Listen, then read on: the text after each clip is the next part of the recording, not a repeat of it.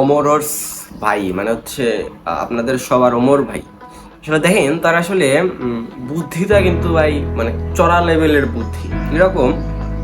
তো মাঝখানে যখন আসলে মন মতো আসলে ইনকাম আসতেছিল না বা মন মতো আসলে ভিডিওতে ভিউজ আসতেছিল না, তখন কি করলো, ব্যাড ব্রাদার্স টিমের সাথে পরিকল্পিতভাবে একটা আসলে নাটক ক্রিয়েট করলো। আমরা সবাই জানি যে রোস্ট মানেই হচ্ছে কিন্তু বুস্ট, এবং সমালোচনা মানে হচ্ছে ভাইরাল। তাহলে কি বুঝলাম? রোস্ট মানে হচ্ছে বুস্ট এবং সমালোচনা মানে হচ্ছে ভাইরাল। এখন ব্যাড ব্রাদার্সের সাথে সামান্য একটা গাড়ি নিয়ে কি করলো, একটা সিন ক্রিয়েট করলো, একটা সমালোচনা তৈরি করলো। আর এই যে দেখেন সমালোচনাটা তৈরি করাটা আসলে তাদের তাদের আসলে ফিউচারের জন্য, এই বর্তমান সময়ের জন্য এই জিনিসটা দেখেন কি লেভেলে কাজ করলো।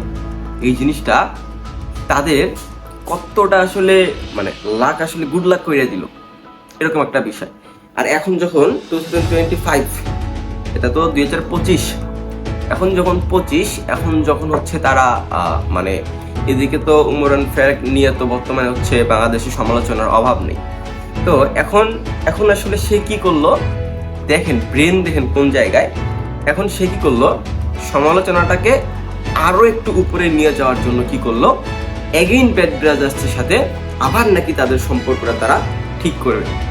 মানে বুঝেন যে কন্টেন্ট জগতের মধ্যে এই যে আসলে নাটক, সব কিছুই আসলে নাটক। কন্টেন্ট মানে হচ্ছে নাটক, সমালোচনা, স্ক্রিপ্ট।